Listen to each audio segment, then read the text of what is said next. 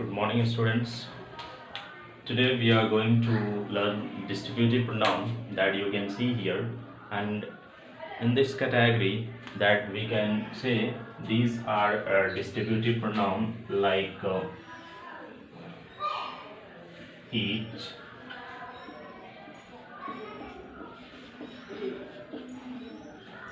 either,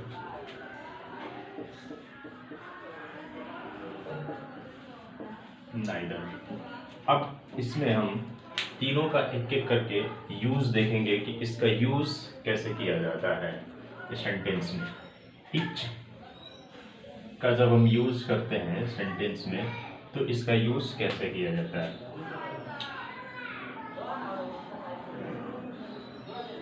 Each of us has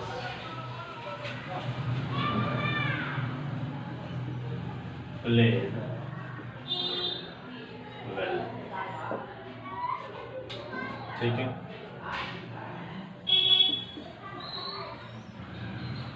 each of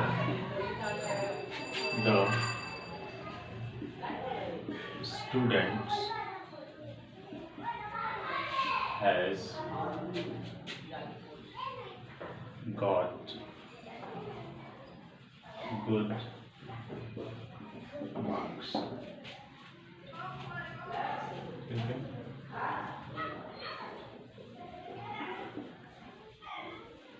Each student has come late.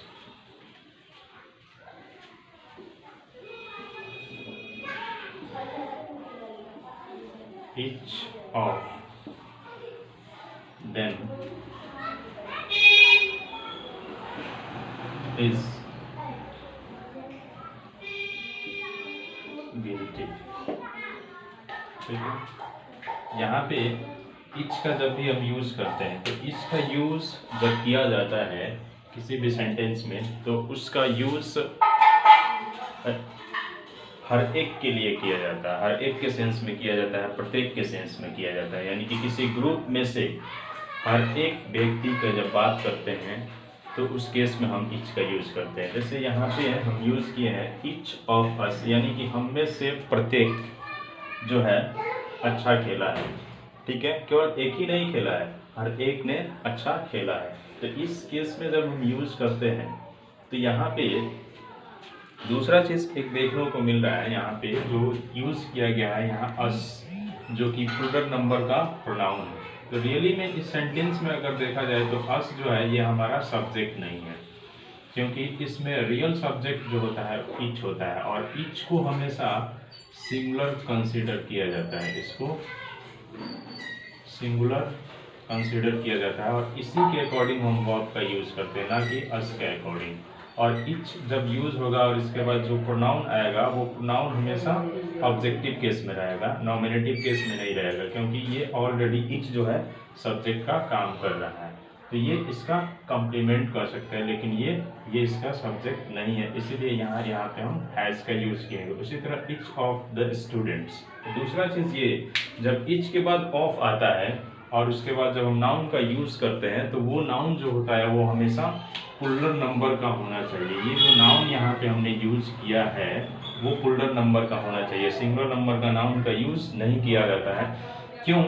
क्योंकि आप एक की बात नहीं कर रहे हैं कि बहुतों में से हर एक की बात कर रहे हैं, एक में से नहीं, बहुतों में से हर एक प्रत्येक की बात कर रहे हैं कि बहुतों में से एक एक बच्चा, यानी कि पार्टिकुलर करके आप सेपरेट करके सेपरेटली बोल रहे हैं कि एक एक बच्चा जो है अच्छा मार्क्स गेन किया है, उसको अच्छा मार्क्स मिला है। ईच ऑफ द स्टूडेंट्स, यानी जितने बच्चे उसमें से हर एक बच्चा को अच्छा मार्क्स मिला है। तो इस केस में भी इसके बाद यहाँ पे ये नाउन जो होता है, बहुत बार कंफ्यूजन होता है कि बच्चे समझते हैं कि यहाँ पे स्टूडेंट्स है इसलिए हम यहाँ पे हैव का यूज़ कर देंगे, लेकिन अगर आप हैव का यूज़ करते हैं तो वो गलत हो जाएगा, क्योंकि इसके अकॉर्डिंग ये हमारा सब्जेक्ट है वो ईच है, ना कि द स्टूडेंट्स है। इसलिए यहाँ पे इसके अकॉर्डिंग हम यूज़ ना करके हम इच के अकॉर्डिंग यूज करेंगे, क्योंकि यही हमारा रियल सब्जेक्ट है इस सेंटेंस का।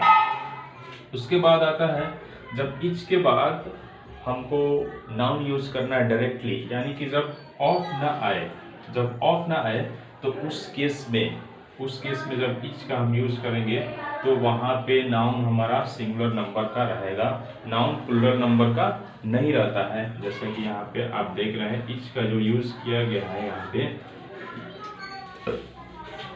यहाँ पे जो इच का यूज किया गया है वो इच के बाद ऑफ नहीं आया, इसीलिए यहाँ पे जो नाउन आया है डायरेक्टली, इसलिए ये सिंगुलर नंबर का है और इसके बाद वर्ब सिंगुलर यूज किया जाएगा। दूसरा चीज, यहाँ पे इच के बाद ऑफ आया है और ऑफ के बाद जब नाउन और प्रोनाउन आया है वो प्लूरल नंबर का प्रोनाउन रहेगा। यानी कि हमेशा याद रखें कि जब इच का यूज हम करेंगे बिना नाउन का, यानी बिना प्रीपोजिशन का, तो उसके बाद जो नाउन आए या प्रोनाउन आए दोनों प्लूरल नंबर का रहेगा।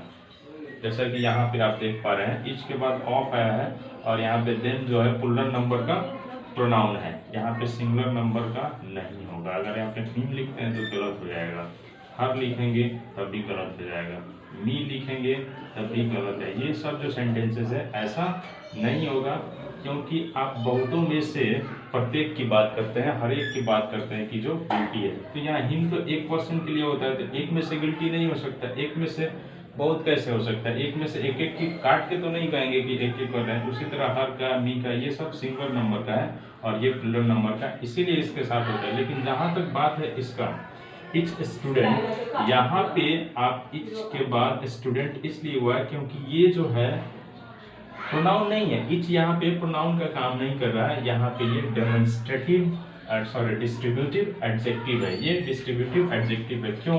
क्योंकि ये जस्ट ये इस सेंटेंस में ये प्रोनाउन का काम नहीं कर रहा है, ये एडजेक्टिव का काम कर रहा है, क्योंकि इसके जस्ट बाद नाउन आया है। और जब किसी भी वर्ड के बाद, किसी भी एडजेक्टिव के बाद जब नाउन आता है तो वो एडजेक्टिव के बाद आने वाला जो नाउन होता है वही हमारा सब्जेक्ट होता है। जैसे कि इस सेंटेंस में स्टूडेंट है, तो जब इच रहेगा तो उसके साथ सिंगुलर नंबर का नाउन होगा। लेकिन यहाँ इस सेंटेंस में आप देख रहे हैं प्लूरल है, क्यों?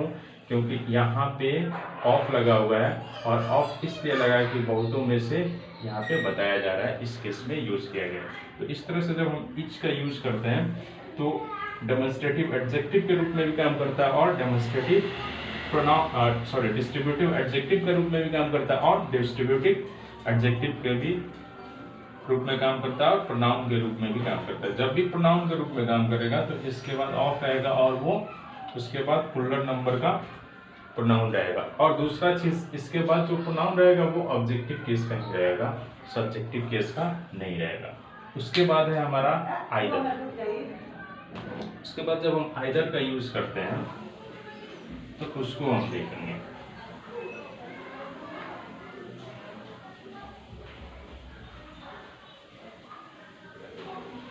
When you are using either, जब आप आइदर का यूज करते हैं तो यहाँ पे आइदर का जब यूज करते हैं तो आइदर का मतलब होता है डिस्ट्रीब्यूटिव। जैसे हम पढ़ रहे हैं, डिस्ट्रीब्यूटिव का मतलब ये होता है डिस्ट्रीब्यूट करना, यानी कि कुछ में से, यानी कि तीनों का अलग अलग फंक्शन है कि किसके साथ कौन सा किया जाएगा, किस तरह डिस्ट्रीब्यूशन होगा पर्सन का और थिंग का।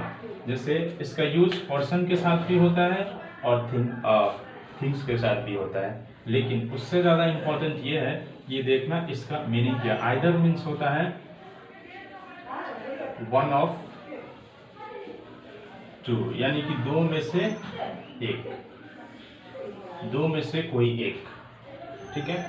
वन ऑफ टू यानी कि दो में से कोई एक के लिए किया जाता है आइदर का यूज, ठीक है। और हमेशा ये दो के सेंस में, चाहे वो पर्सन आए और चाहे इसके साथ आप थिंग्स का यूज करें। जैसे यहाँ पे अब सेंटेंस में यहाँ पे आप देखिए, इसमें यहाँ पे either of these two students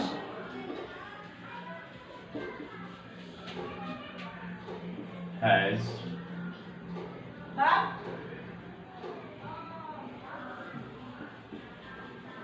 given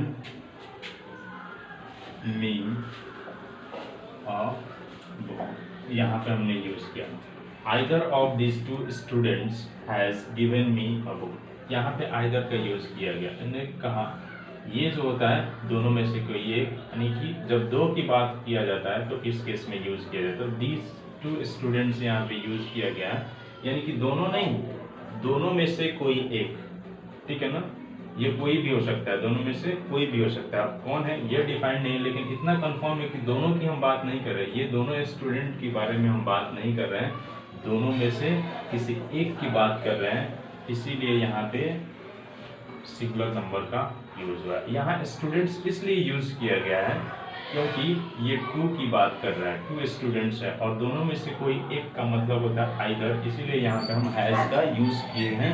तो इस केस में हम इसका यूज करते हैं तो होता है।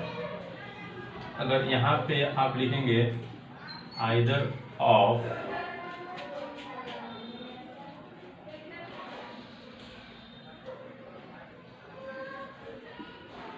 five children, either of five children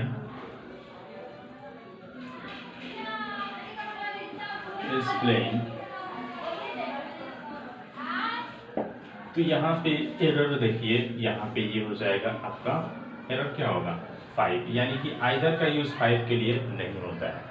दूसरा चीज़ एरर ये भी हो सकता है कि बहुत बार चिल्ड्रेन है यहाँ पे, तो बहुत लोग यहाँ पे आर का यूज़ कर देंगे, जो कि करेक्ट नहीं है। यहाँ पे हम यूज़ नहीं करेंगे, आर का यूज़ नहीं होगा, ठीक है ना। यहाँ पे आर का यूज़ नहीं होगा, इज का होगा, क्योंकि हमारा इस सब्जेक्ट जो है वो आइदर ही है, चिल्ड्रेन नहीं है। चिल्ड्रेन हमारा इसका बता रहा है कि ये इसके बारे में होगा। दूसरा चीज़ है यहाँ पे 5 का यूज़ नहीं होगा, जब यहाँ पे एनी का यूज होगा तब होगा, एनी ऑफ 5 चिल्ड्रेन, तब किस केस में होगा एनी का यूज, जब और दो से अधिक की बात करते हैं तब हम एनी का यूज करते हैं, ना कि आइदर का। यानी कि जब आइदर का यूज होगा तब वहां पे हम क्या यूज करेंगे, हाँ टू का ही यूज करेंगे, either of 2 children is playing. अब दूसरा चीज चिल्ड्रेन यहाँ पे क्यों आया, क्योंकि यहाँ 2 बच्चे की बात हो रहा है, तो इस केस में हम यूज करेंगे हमेशा आइदर का यूज करेंगे, ठीक है। उसी तरह से जब हम नाइदर का यूज करते हैं, when you are talking about neither, तो उसी तरह होता है neither of them is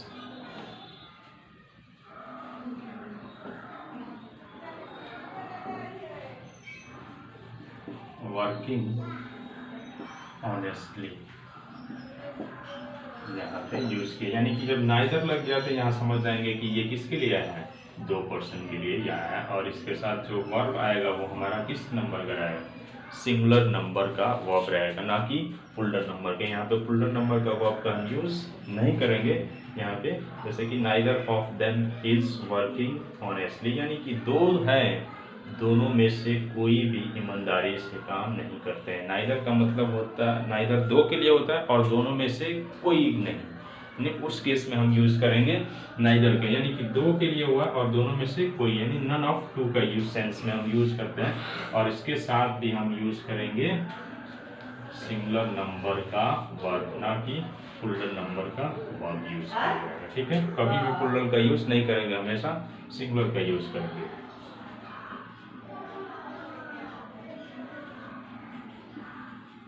Neither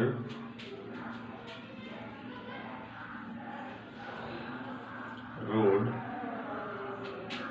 is safe। अब यहाँ पे देखिए, एक तो चीज हमने बताया, दूसरा चीज एक और एग्जांपल यहाँ देखें, नाइदर ऑफ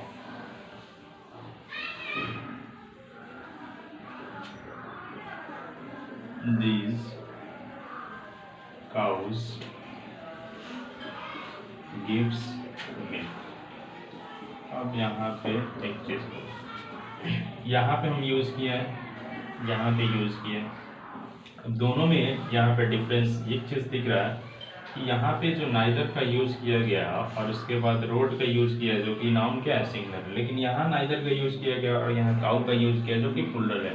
डिफरेंस ये है कि ये नाइदर यहाँ पे जो है ये डिस्ट्रीब्यूटिव एडजेक्टिव है। जैसे कि इच के साथ मैंने बताया कि जब ऑफ नहीं लगेगा और उसके बाद जब नाउन आएगा डायरेक्टली तो वो नाउन हमारा सिंगुलर फॉर्म पर आएगा, लेकिन जब ऑफ लग जाएगा तो नाउन को प्लूरल ही रखना पड़ेगा, क्योंकि उसमें बता रहे हैं कि इसमें से कोई एक, यानी कि इनमें यहाँ पे हम बता रहे हैं कि दोनों में से कोई नहीं। Neither of this cow gives milk, यानी कि दो गाय हैं और दोनों में से कोई भी दूध नहीं देती है। दूसरा चीज़, जब नाइदर का यूज़ करेंगे तो इसके साथ हम नॉट का यूज़ नहीं करेंगे, क्योंकि नाइदर अपने आप में एक क्या है, एक नेगेटिव वर्ड है।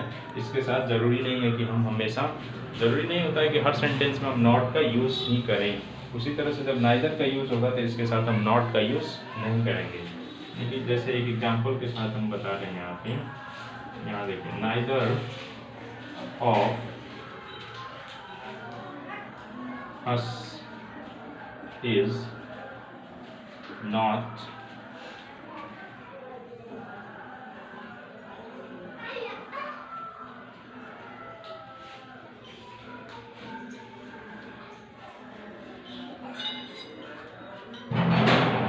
playing, ठीक है। Neither of us is not playing, यहाँ पे अगर आप लिखते हैं नॉट का यूज़ तो ये जो है नॉट गलत है, क्योंकि नाइदर अपने आप में एक नेगेटिव वर्ड है, ठीक है। ये अपने आप के साथ एक नेगेटिव फॉर्म कैरी करता है और एक सेंटेंस में दो नेगेटिव नहीं होता है, तो इस केस में कभी भी इसके साथ हम नॉट का यूज़ नहीं करेंगे।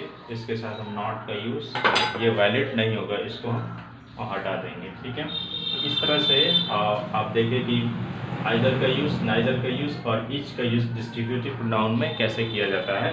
हाँ, दूसरा चीज़ ये कि ये डिस्ट्रीब्यूटिव एडजेक्टिव भी हो जाता है, ये डिस्ट्रीब्यूटिव एडजेक्टिव भी हो जाता है। जैसे मैंने ईच को बताया कि ईच के साथ जब आप यूज़ करते हैं तो ईच हमारा क्या हो जाता है, ईच के बाद जब ऑफ लगता है और उसके साथ नाउन आता है तो वो नाउन हमेशा प्लूरल फॉर्म में रहता है। ईच के बाद जब ऑफ लगता है और उसके बाद जब प्रोनाउन आता है तो वो प्रोनाउन ही प्लूरल फॉर्म का होता है। उसी तरह नाइदर के साथ जब लगेगा ऑफ और उसके बाद जो नाउन या प्रोनाउन आएगा वो हमेशा याद रखेंगे कि प्लूरल फॉर्म का ही रहना चाहिए, क्योंकि वो बहुतों में से आइदर का जो यूज करता है, क्योंकि वो प्लूरल दो में से किसी एक की बात कर रहे हैं, इसीलिए यहाँ पे प्लूरल नंबर का होगा। लेकिन यहाँ नाइदर के साथ नहीं लगा है, ऑफ नहीं लगा, इसीलिए सिंगुलर है, क्योंकि ये नाइदर यहाँ पे प्रोनाउन का काम नहीं कर रहा है, यहाँ पे ये एडजेक्टिव का काम कर रहा है, ये सब्जेक्ट नहीं है सेंटेंस का, ठीक है। सेंटेंस का सब्जेक्ट रोड है, इसीलिए यहाँ पे ये लगा हुआ है। दूसरा चीज़, ये तीनों में ये एक चीज़ कॉमन हम देखने को मिला कि वर्ब किसी भी सिचुएशन में सिंगुलर ही रहा है।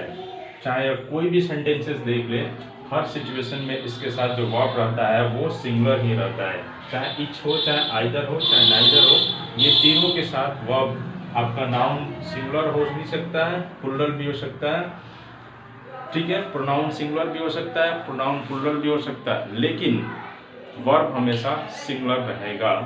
That is very important to understand that verb with these three, each, either and neither, always should be applied in singular form, not in plural.